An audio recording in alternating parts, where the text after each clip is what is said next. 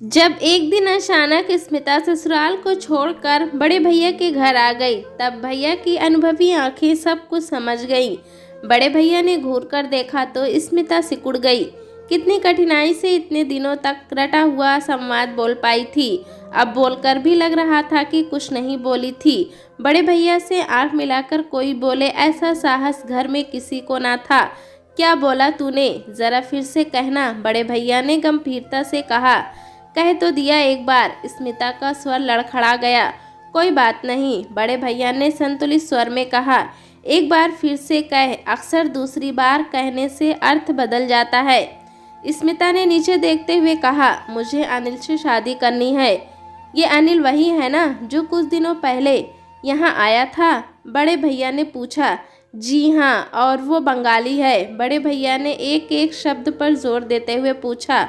जी, स्मिता ने धीमे स्वर में उत्तर दिया। और हम लोग, जिसमें तू भी शामिल है, शुद्ध शाकाहारी हैं और वो बंगाली, तो अवश्य ही मांस मछली खाता होगा। जी, स्मिता ने सिर हिलाया। ये शादी नहीं हो सकती, बड़े भैया ने गरज कर कहा। क्यों बड़े भैया? स्मिता ने साहस जुटाकर पूछा। क्यों, क्या दिखाई नहीं देता? एक उत्तर तो दूसरा दक्षिण, एक पूरब तो दूसरा पश्चिम, कहाँ है मेल इसमें? बड़े भैया ने डांट कर पूछा। कैसे रह पाएगी उस वातावरण में? पर हम दोनों ने एक दूसरे से शादी करने का फैसला कर लिया है। क्या ये मेल नहीं है? स्मिता ने दृढ़ता से उत्तर दिया। अच्छा, तो तू इतनी बड़ी हो गई कि अपने फैसले खुद करेगी? लगता है तू अपने को विश्व सुंदरी समझने लगी है कि जो चाहे कर लेगी, बड़े भैया ने व्यंग से कहा। स्मिता यह सोचकर चुप रही कि उत्तर देगी तो वे और भड़क जाएंगे। उनका टेप एक बार चालू होता है तो फिर बंद नहीं होता। कोई उत्तर ना पाकर बड़े भैया ने पूछा, और अगर मैं शादी की मंजूरी ना दूं तो हम कोर्ट में शादी करेंगे। स्मिता का विद्रोह भड़क उठा। शाबाश बेटी, भैया ने ताली बजाते हुए कहा।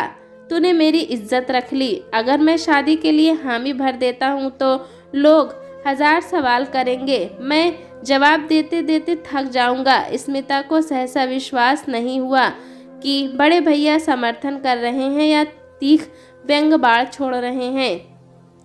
उनसे किसी बात की कभी भी उम्मीद की जा सकती थी। स्मिता दुविधा में पड़ गई। अब क्या हुआ? चुप क्यों हो गई? बड़े भैया ने डांट कर पूछा। स्मिता ने डरते हुए कहा। आप नाराज हो गए हैं? हाँ, नाराज होने की बात ही है। अच्छी तरह से फैसला कर लिया है ना? ऊंच नीच सब सोच लिया है ना? भैया ने कहा। बाद में पछताएगी तो नहीं? जी नहीं, संक्षिप्त उत्तर दिया। तो जाओ, कोर्ट में शादी कराओ, मैं तुम दोनों को आशीर्वाद दे दूंगा। बड़े भैया ने भी अपना निर्णय सुना दिया। स्मिता का दिल डूब गया। स्वीकृति पाकर वह प्रसन्न नहीं हुई। हर लड़की की तरह वो भी वधू बनकर पूरी साज सज्जा और श्रृंगार के साथ विदा होने की अभिलाषा रखती थी। यह तो बिल्कुल ऐसा ही होगा कि टिकट लेकर एक स्टेशन से दूसरे स्टेशन पर पहुंच गई। जब तक विद्रोह की स्थिति में थी बहुत ऊंचा ऊंचा सोचती थी, और अब असलियत सामने आई तो दिल बैठ गया। सारे सपनों का रंग फीका पड़ने लगा। बड़े भैया 7 भाई बहनों में सबसे बड़े थे और शायद इसीलिए यह नाम उनके व्यक्तित्व और ऊंचे दर्जे के कारण उनके चेहरे पर चिपक गया था। माता पिता के गुजर जाने के बाद घर की सारी जिम्मेदारी उनके कंधों पर आ गई थी। 2 भाइयों की शादी तो पिता ने ही कर दी थी मरने से पहले। 2 बहनों की शादी तय कर दी थी। ये सब काम बड़े भैया ने ही किए थे। इस बात की उन्हें प्रशंसा भी मिली। समय से तीसरी बहन की भी शादी कर दी। इसी समय उनकी पत्नी का देहांत हो गया। उनकी अपनी कोई संतान न थी। अब रह गई सबसे छोटी बहन स्मिता, जो उनसे 15 साल छोटी थी। उनके बीच भाई बहन का नहीं, एक पिता पुत्री का रिश्ता था। दोनों घर में अकेले थे क्योंकि अन्य बहनें ससुराल चली गई थीं और भाई अपनी अपनी नौकरियों पर अन्य शहरों में थे। स्मिता बड़े भैया से जितनी डांट खाती थी उतना ही वो उनके सिर चढ़ी थी। कोर्ट की शादी से स्मिता धूमधाम की शादी से वंचित रही, जबकि अनिल के परिवार वालों को लगा जैसे वे लोग धोखा खा गए। खाली हाथ बिना दहेज की बहू के आने से उनकी नाराजगी चेहरे पर एक बहुत बड़े मस्से की तरह दिखाई देने लगी। चूंकि अनिल अपनी कमाई से घर चला रहा था, इस कारण कुछ कहने का साहस किसी को ना हुआ। भाई साहब, एक परिचित ने व्यंग से पूछा, ये बेमेल शादी आपने स्वीकार कैसे कर ली? कहाँ हम उत्तर भारत के, कहाँ वो बंगाली। बड़े भैया ने कूटनीति का सहारा लेते हुए कहा, भाई मेरी स्वीकृति का प्रश्न ही कहाँ उठता है। उन दोनों ने अपनी मर्जी से कोर्ट में शादी कर ली तो मैं क्या कर सकता था। हाँ, आपको एक दावत ना मिलने का दुख अवश्य होगा। परिचित महोदय ने झेप कर कहा, मेरा मतलब ये नहीं था। पता नहीं कैसे निर्वाह करेंगे। आखिर उन दोनों की सांस्कृतिक पृष्ठभूमि तो बिल्कुल अलग है ना। सांस्कृतिक पृष्ठभूमि कुछ भी हो, पर संस्कार तो सबके भारतीय ही है ना। और फिर सारे विद्वान, जिसमें आप भी हैं, कहते हैं ना कि विवाह तो जन्म के साथ ही निर्धारित हो जाते हैं। बड़े भैया ने हंसते हुए आगे कहा, मैं और आप क्या कर सकते हैं। उन सज्जन का मुंह बंद हो गया। स्मिता ने दर्शन शास्त्र में एमए किया था और साथ ही बीएड भी कर लिया था। पहले एक स्कूल में और फिर एक अच्छे नामी कॉलेज में व्याख्याता के पद पर काम कर रही थी। अनिल दूसरे कॉलेज में वरिष्ठ व्याख्याता था। अक्सर मिलने जुलने रहते थे। एक दूसरे के प्रति आकर्षण ने अपना रंग जमाना शुरू कर दिया। अंत में शादी करने का भी इरादा कर लिया। दोनों परिवारों के विरोध का भी उन्हें आभास था, पर कोशिश यही थी कि शादी बिना किसी झंझट के हो जाए। बाकी देख लेंगे। आशा के विपरीत बड़े भैया ने कुछ नहीं कहा, जबकि अनिल के घर वालों ने कुछ समय तक असहयोग आंदोलन किया। शादी को लगभग 7 महीने हो चुके थे और ऊपरी तौर से सबकी जीवन यात्रा सुचारू रूप से चल रही थी। स्मिता ने अनिल को देखा तो पास आ गई। दोनों एक दूसरे को देख रहे थे। बड़े भैया ने डांट कर कहा, सिमी तू अंदर जा, तेरा यहाँ कोई काम नहीं है। रात के 11 बजे होंगे। बड़े भैया टीवी पर एक रोचक धारावाहिक देख रहे थे। तभी अचानक दरवाजे पर घंटी बजी। साथ ही कोई धड़ाधड़ दरवाज़ा पीट रहा था। बड़े भैया को दहशत हुई कि कहीं कोई लुटेरा या आतंकवादी तो नहीं। धीरे धीरे सोचते हुए दरवाजे तक आए। दरवाजे में लगे शीशे में झांक कर देखा, पर अंधेरे में कुछ समझ में नहीं आया। कौन है? उन्होंने धमकाते हुए पूछा। मैं हूँ, एक मिमियाता स्वर आया। दरवाज़ा खोलिए। आवाज़ कुछ परिचित सी लगी, पर धोखा भी तो हो सकता है, सोचकर बड़े भैया ने कड़क कर पूछा, मैं कौन? सिमी। लगा कि आवाज़ में जान ही ना थी। बड़े भैया प्यार से उसे सिमी बुलाते थे। बड़े भैया ने झट से दरवाज़ा खोला। स्मिता हाथ में एक छोटा सूटकेस लिए खड़ी थी, ठीक किसी फिल्मी नायिका की तरह। पहले तो बड़े भैया की छाती से चिपक कर रोई और फिर सीधे अपने कमरे में चली गई। बड़े भैया ने कुछ नहीं कहा, केवल गंभीरता से सोचते रहे कि सुबह होने पर ही पूछेंगे। वैसे पूछने की आवश्यकता भी क्या है। सवेरे वे अखबार पढ़ रहे थे। स्मिता सामने बैठी बेचैनी से प्याले प्लेट इधर उधर करते हुए सोच रही थी कि ये बड़े भैया हैं, कैसे कोई चिंता ही नहीं। अंत में जब सब्र का बांध टूट गया तो उसने भैया के हाथों से अखबार छीनते हुए कहा, पूछोगे नहीं मैं क्यों आई हूँ? शरारत भरी मुस्कुराहट से उन्होंने कहा, पूछने की क्या ज़रूरत है, पति पत्नी में तकरार तो होती ही रहती है, सब ठीक हो जाएगा। स्मिता ने क्रोध से कहा, ये तकरार नहीं है बड़े भैया, मैं वो घर हमेशा हमेशा के लिए छोड़कर आई हूँ। बड़े भैया ने हंसकर कहा, शाबाश बेटी, ये तूने बड़ा अच्छा किया। इस घर में तेरी बड़ी कमी महसूस होती थी। आज लौकी के कोफ्ते बनाना, बहुत दिन हो गए खाए हुए। बड़े भैया ने कहा, आप इसे मजाक समझ रहे हैं? स्मिता ने क्रोध से पूछा। उन्होंने गंभीरता से उत्तर दिया, जिंदगी में ऐसे फैसले कभी मजाक नहीं होते। तूने खुद शादी का फैसला किया है, मैंने मान लिया। अब तू हमेशा हमेशा के लिए वो घर छोड़ आई, ये भी मान लिया। तू चिंता मत कर, यहाँ कोई कष्ट नहीं होगा। मेरे लिए तो बहुत अच्छा है। एक बार भी तो नहीं पूछा कि झगड़ा क्यों हुआ, मानो उन्हें कोई मतलब ही नहीं है। स्मिता तो सब कुछ उगलना चाहती थी कि कब तक चुप बैठेगी रही।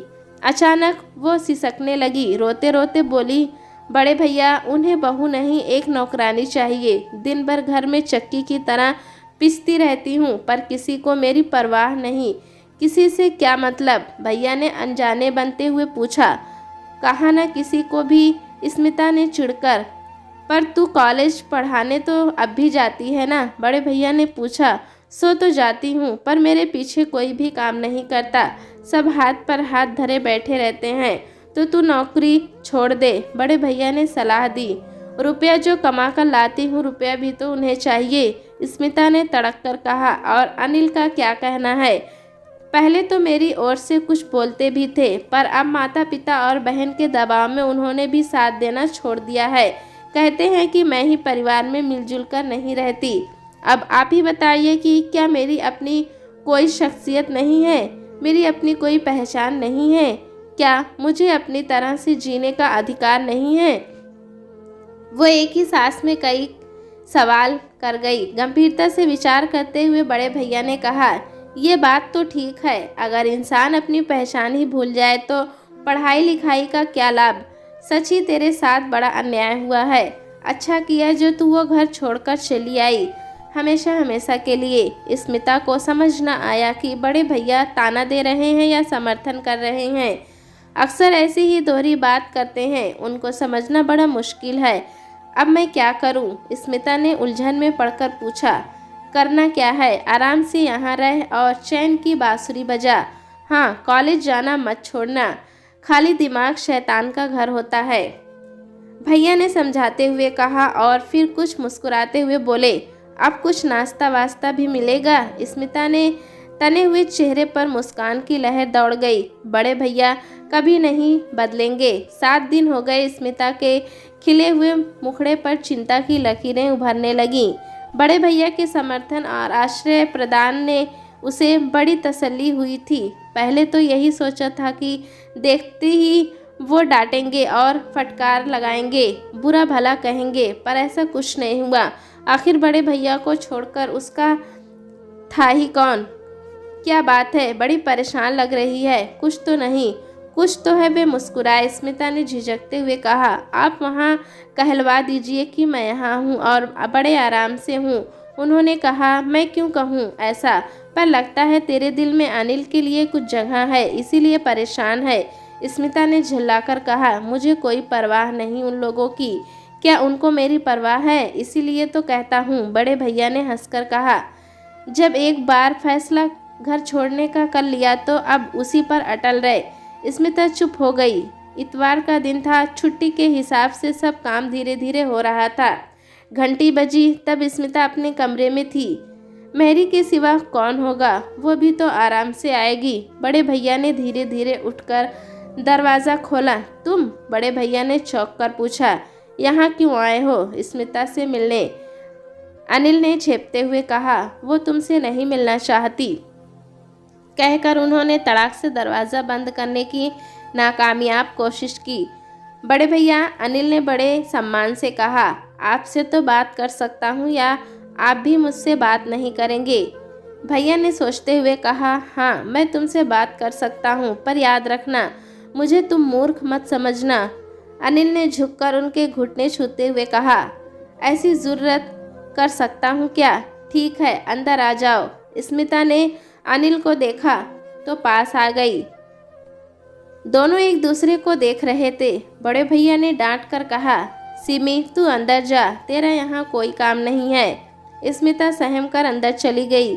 चाय मेज पर रखी थी। बड़े भैया ने चाय का प्याला भरकर अनिल की ओर बढ़ाया। यहाँ क्यों आए हो? बड़े भैया ने तीखे स्वर में प्रश्न किया। मैं स्मिता को लेने आया हूँ, वो तुम्हारे साथ नहीं जाएगी। बड़े भैया ने दृढ़ स्वर में कहा, वो तुम्हारा घर हमेशा हमेशा के लिए छोड़कर आई है, यहाँ उसे कोई तकलीफ नहीं है। अनिल ने झिझकते हुए कहा, दरअसल कुछ गलतफहमी हो गई है, मैं उसे दूर करने आया हूँ। कैसी गलतफहमी? बड़े भैया ने क्रोध से पूछा। क्या तुम उसे एक नौकरानी की तरह नहीं रखते? जब तुम उसे बाहर काम करने के लिए भेजते हो तो क्या तुम्हारा और तुम्हारे घर वालों का ये कर्तव्य नहीं कि घर के कार्यों में उसका हाथ बटाए? यही उसे समझाना चाहता हूँ कि आगे से ऐसा नहीं होगा। बस उसे थोड़ा मेरे माता पिता से इज्जत से पेश आना चाहिए। तुम्हारा मतलब है मेरी बहन बदतमीज़ है? अनिल ने तुरंत बचाव करते हुए कहा। जी नहीं, मैंने ऐसा नहीं कहा। मैंने कहा थोड़ा सम्मान से पेश आए, आखिर वे मेरे माता पिता हैं। ओह, सम्मान से पेश नहीं आती? पढ़ाकर तो तुम भी आते हो, क्या आते ही झाड़ू पोछा और खाना बनाने में लग जाते हो? थोड़ी देर तो नवाब साहब की तरह बैठकर चाय नाश्ते का इंतज़ार करते ही हो। अनिल उत्तर के लिए सही शब्द ना पा सका। उसकी जीभ लड़खड़ा गई। अरे, आते ही थकी मांदी लड़की से सब ये उम्मीद करें कि काम में जुट जाए और सम्मान से भी पेश आए, ये सोचकर तुमने एक पढ़ी लिखी लड़की के साथ बड़ा अन्याय किया है। भैया, आप समझ नहीं रहे हैं, अनिल ने तीव्र स्वर में कहा। वो किसी भी सूरत में मुझसे और मेरे परिवार से घुल मिलकर नहीं रहना चाहती। यानी तुमने उसे और उसने तुम्हें समझने में भूल की है। ये शादी तुमने भावना में बहकर जल्दबाजी में कर ली। भैया ने तीखा प्रश्न किया। जी ऐसा तो नहीं था, अनिल ने हकलाते हुए कहा। हमने सारे पहलुओं पर अच्छी तरह से गौर कर लिया था। असलियत की दुनिया कल्पना के संसार से बहुत अलग होती है ना दामाद बाबू? बड़े भैया ने कटु व्यंग से पूछा। अब जब समझ ही लिया है कि ये शादी एक भूल थी तो यहाँ क्या करने आए हो? मैं उसे समझाना चाहता हूँ, अनिल ने धीरे से कहा। यानी तुम्हारे दिल में अभी भी उसके लिए थोड़ी जगह है? भैया कुटिलता से मुस्कुराए। अनिल सिर झुकाकर नीचे देखने लगा। सुनो दामाद बाबू, सिमी तुमसे ना तो मिलेगी और ना ही यहाँ से जाएगी, भैया ने दृढ़ता से कहा। तुम जा सकते हो, अनिल ने भी उतनी ही दृढ़ता से उत्तर दिया। भैया, स्मिता से बिना मिले मैं यहाँ से नहीं जाऊँगा। पति पत्नी के बीच में आप क्यों आते हो? मुझे एक मौका तो दीजिए। कैसा पति कैसी पत्नी? बड़े भैया ने कटुता से ऊंचे स्वर में कहा, ताकि स्मिता भी साफ साफ सुन ले। स्मिता तुम्हारा घर हमेशा हमेशा के लिए छोड़कर आई है, ये अच्छी तरह समझ लो। स्मिता के कलेजे पर सांप लौट रहे थे। उसे ऐसी आशा न थी कि बड़े भैया अनिल का इतना अपमान करेंगे। उसे अनिल पर ना जाने क्यों तरस आने लगा। जो भी हो, मैं मिलकर ही जाऊंगा, अनिल ने स्मिता के कमरे की ओर बढ़ते हुए कहा। ठहर जाओ, बड़े भैया ने डांटकर कहा। मैं इतना कमीना तो नहीं हूँ कि तुम्हें घर से बाहर उठाकर फेंक दूँ, पर सिमी से मिलने की आज्ञा कभी नहीं दूंगा। इधर वाला कमरा खाली है, वहाँ जब तक मर्जी हो रहो, पर सिमी से मिलने की कोशिश मत करना। अनिल लाचारी से कमरे में चला गया। स्मिता थोड़ी देर में बाहर आई तो चेहरे पर परेशानी झलक रही थी। बड़े भैया ने रूखे स्वर में कहा, मैंने अनिल को डांट दिया है। अगर अपनी और मेरी इज्जत प्यारी है तो उससे बात मत करना। अब तुम हमेशा हमेशा के लिए यहाँ रहो। हाँ, नौकर के हाथ नाश्ता और खाना कमरे में ही भिजवा देना। मैं बाहर उसकी सूरत भी नहीं देखना चाहता, समझी? बड़े भैया 2 दिनों तक दीवार बने रहे। बीच में कमरे में आराम से कुर्सी लगाकर बैठे रहे। दफ्तर से भी छुट्टी ले ली थी। स्मिता पर पूरा विश्वास था कि वो अनिल से बात नहीं करेगी। अनिल के ऊपर ही पहरा लगाया हुआ था कि वो उकता कर चला जाएगा। बड़े भैया अपनी कूटनीति पर मुस्कुरा रहे थे। वे पहले ही जानते थे कि इस तरह की शादी में कोई दम नहीं होता, पर पागलों को भला कोई समझा सकता है क्या? 3 दिन हो गए। बड़े भैया ने हड़बड़ाकर आंखें खोली। न जाने कब उनकी आंख लग गई थी। दिन चढ़ गया था। अखबार वाला कब का अखबार बालकनी में फेंक कर चला गया था। अजीब सा सोनापन था। सिमी बड़े भैया ने पुकारा, अरे चाय वाय मिलेगी या नहीं? कोई उत्तर नहीं। सिमी के कमरे में झांका, कमरा खाली था। ध्यान से देखा तो उसका सूटकेस भी नदारद था। अनिल भी गायब था, कहाँ गए? और तब बड़े भैया ठठाकर हंस पड़े। आखिर उनकी तरकीब काम कर गई। अगले साल स्मिता गोद में अपना बच्चा लेकर बड़े भैया के पास आई। अनिल साथ में था। बड़े भैया खिलखिलाकर हंस पड़े। अब तुम दोनों उस चेक के हकदार हो जो मैंने तुम्हारी शादी के लिए रखा हुआ था। बच्चा भी है, इसलिए सूद के साथ बोनस भी दे रहा हूँ। अब आशा करता हूँ कि तुम दोनों हमेशा हमेशा एक दूसरे के साथ रहोगे। दोनों ने शर्माकर मुंह नीचे कर लिया। दोस्तों, कहानी कैसी लगी हमें कमेंट में ज़रूर बताएं। चैनल पे नए हैं तो एक लाइक और सब्सक्राइब करना ना भूलें।